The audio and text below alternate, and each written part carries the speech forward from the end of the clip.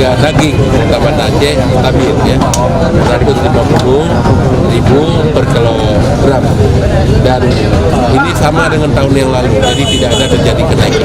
Inilah yang kita lakukan pengecekan supaya harga ini tidak memberatkan para pembeli. Jadi bagaimana pedagang dapat untung dan juga pembeli tidak memberatkan. Jadi kalau harganya stabil seperti tahun lalu, masyarakat juga sudah bisa menerima ini.